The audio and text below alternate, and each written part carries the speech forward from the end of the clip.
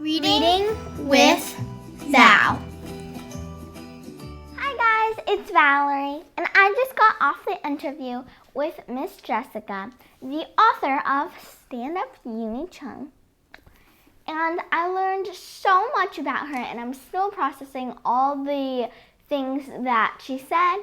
And it is super amazing that I get to learn about her career and her childhood and how she overcame problems like her parents being an immigrant and she didn't want to bring the lunch that they brought because she thought the other kids would think it was weird, and how she slowly but surely understood where her parents' view came from, and she learned not to be embarrassed of her culture, and she actually embraced that in the book, and so you guys have to read it. And I promise you, it is such an amazing book, and I can't believe that it debuted this year and that this is her first book.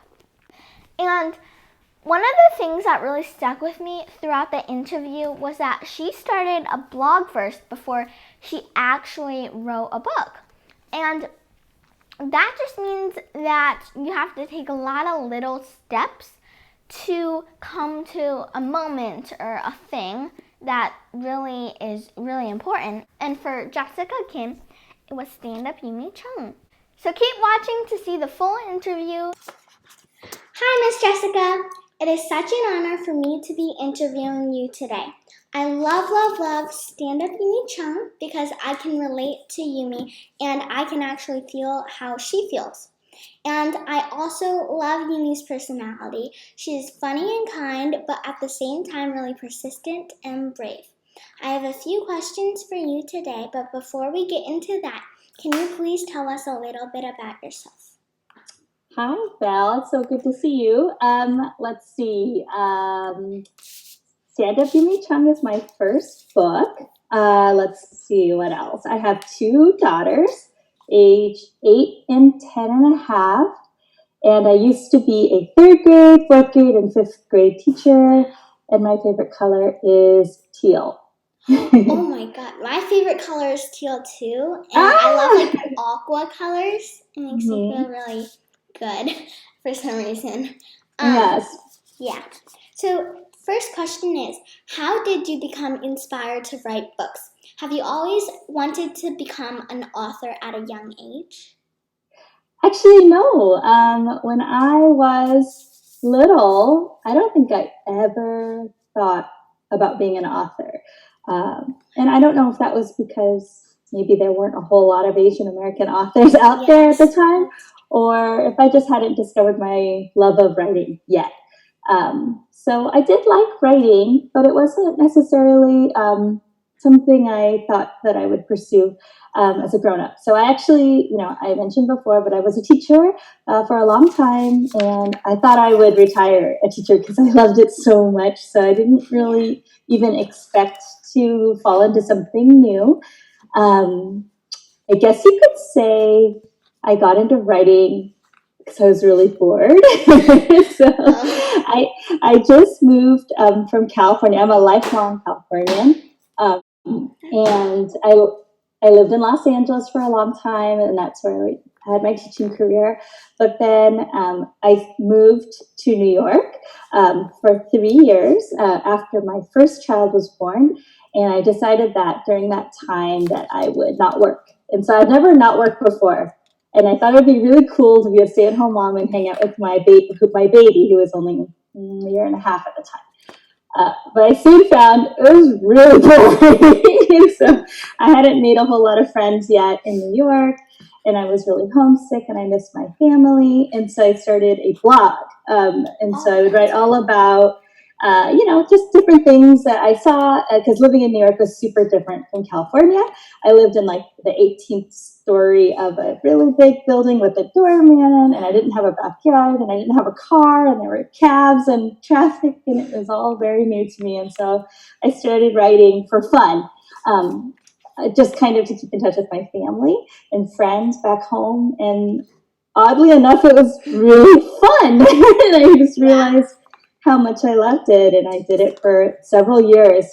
And people started commenting and liking and following my post. Even strangers I never met before, even friends of friends of friends. Like once I went to a party, and there was this person I never met before, and she said, "Wait, are you so and so?" And she asked, called me by my handle, which was the name of my blog, and I said, "Yes, I am." And so I realized how fun it was to write for our audience, and that was when I first kind of discovered that I liked it and maybe I should pursue it. And several people told me, "Oh, you should write a book." And I said, "Should I?" And then when I moved back to California, I started taking some classes. I had a few really great teachers, and it was kind of like starting fresh, and it was very exciting, and I met a lot of cool people, and that's kind of how I started writing. That's really cool. And about your whole like writing experience, there are like a lot of steps to get to like that like moment where you want to write a book. So I think it's just really cool that you started a blog first, and then decided to write a book. Yeah, and I was just writing about, it was almost like a diary. It was just about like what I was doing that day. So I never thought to write fiction. But then some of the stories my imaginary stories kind of found themselves into my head, and I decided like, oh, wouldn't it be fun to write? And because I was a teacher and because I was a mom, or am a mom, I really want to write for children. So it kind of just worked out. Your parents are immigrants, and my parents are immigrants too. How did it shape up your experience as a child? And do you have any advice for me and for young girls? Yeah, so my parents came from Korea in the 1970s, and they had me and my sisters here in the United States. So I consider myself a Korean American. People ask me, "Are you Korean?" I say, "Well, I'm Korean American," because I think both of those cultures represent who I am and where I come from. And I think when I was your age, Val, I don't know, it was different back because it was a long time ago and people were maybe less open-minded, but I was really embarrassed sometimes of being Korean. And I tried my best to fit in, and there weren't a whole lot of Koreans where I was growing up either. And so I remember like I brought my lunch to school, and I was living with my grandma at the time, and of course my grandma was super Korean, and so she packed me, and so everyone else is eating their normal ham sandwich, and I had kimbap, which is like those rolls, kind of like a Korean version of sushi, but with no fish. And I remember being so embarrassed, and I just threw it away. And I was just hungry, and I didn't want to eat it in front of anyone because I didn't want anyone to ask me what it was.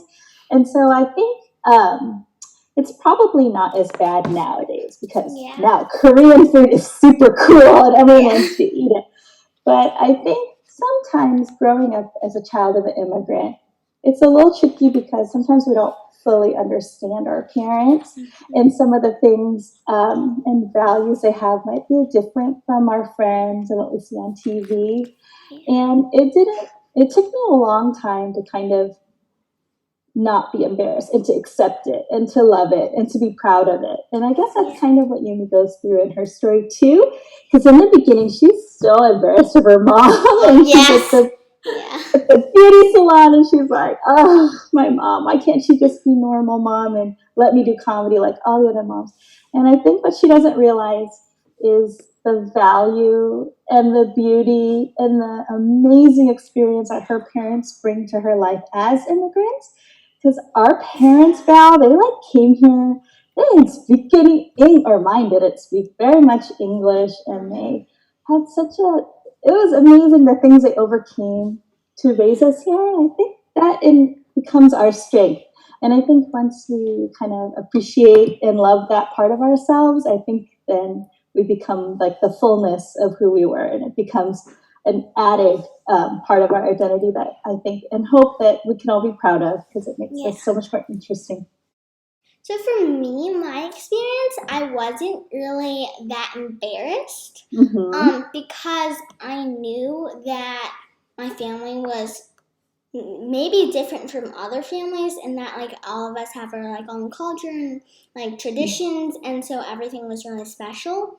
And I think that I don't think I wasn't embarrassed because of my family, but I think it's really cool. Like right now, I know how to speak 2 languages, and that helps me like sort of go around things. And like not many people have not many people know how to speak 2 languages, and it's really cool because there are good things about your parents being immigrants, definitely.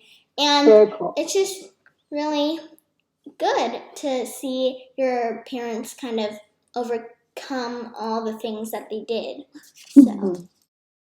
That's so cool. Yeah, my daughters are super proud of their heritage and where they come from, and I'm so glad that, the society and culture is changing to become more embracing of differences. And I think that's kind of what the story Stand Up Yumi Chung in part is about, is kind of accepting the wholeness of who we are. Making jokes is Yumi's secret talent. Do you have a secret or special talent? I guess it's kind of boring, but my writing is my secret talent.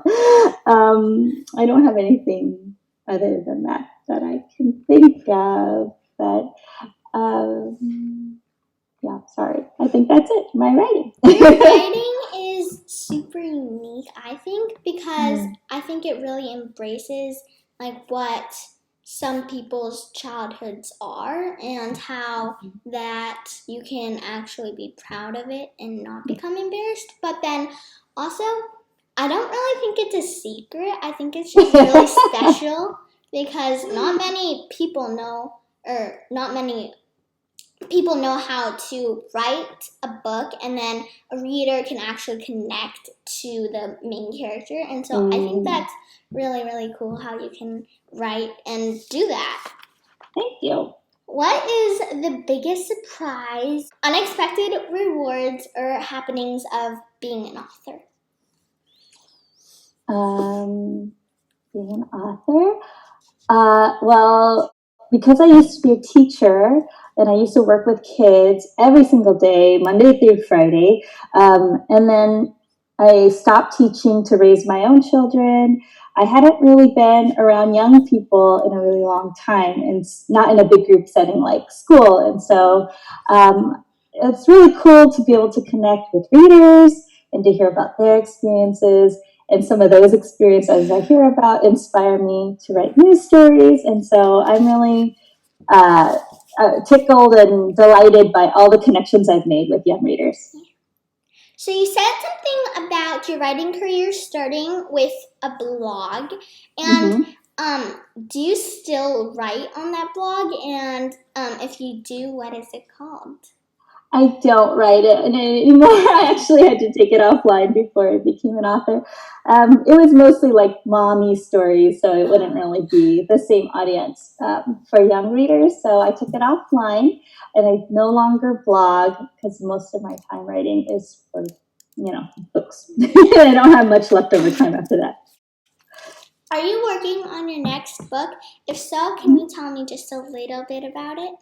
I can only tell you a little bit. Yeah. The reason being is because I'm still writing it, and it could very well change. So I don't want to tell you something, have you expect it, and then have it edited out in a year.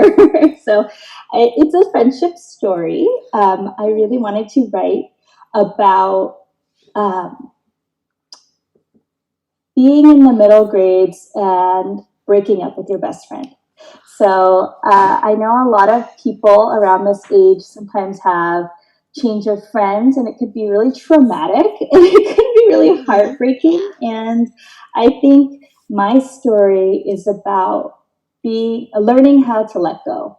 And so it's about these two lifelong best friends, next door neighbors, and then BFF forever, and they go to middle school and kind of go in on two different paths. And so I can tell you there's some dancing, some TikTok videos, some K-pop, and some jealousies and lies and things like that. So it will be funny, and it will be very fast-paced, and it will be a lot of drama, and it'll be all about heartbreaks, friendships, and learning how to let go. Mm-hmm.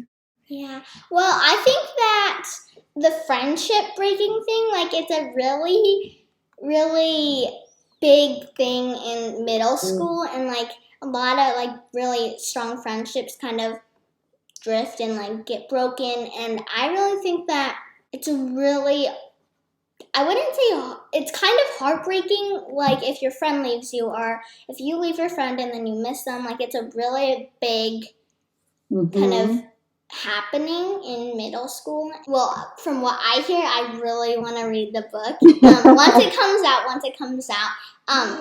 But I think that it like you can relate to the book. Like, I'm already hearing about it, and I think I can relate to it, like, in a lot of different ways. But I'm just really excited to read the book overall. Yay! Yeah, I think a lot of movies we watch and a lot of like messages we get through society is always about sticking with your friend, and I feel like we feel really guilty when it doesn't work out. And I think this book is kind of about opening your mind up to new experiences and not letting a friendship keep you from doing what you want to do and pursuing what you want to pursue. And sometimes you have to go in different directions, and learning that that's okay and really healthy, actually. So I'm glad you're excited. Yeah. So right now, I'm actually rereading Stand Up Yumi Chung. It's my second time reading it, or my third, but it's really good. And there's so many different things that you can like pick up on the book. Like, if you didn't see like maybe like a little detail that happened in the first time you read it, then you can kind of notice that on the second or third time, and it's just really good still. Oh, thank you. Thank you so much for answering all my questions, and I really loved learning about your childhood and your career. So thank you for your time, Miss Jessica. And you're very welcome. Thank you so much for your very thoughtful questions. I had such a good time. Thank you. Have a good evening, and I'll see you next. Online. I'll see you online. Sounds good. Thank you, Val. Bye. Bye.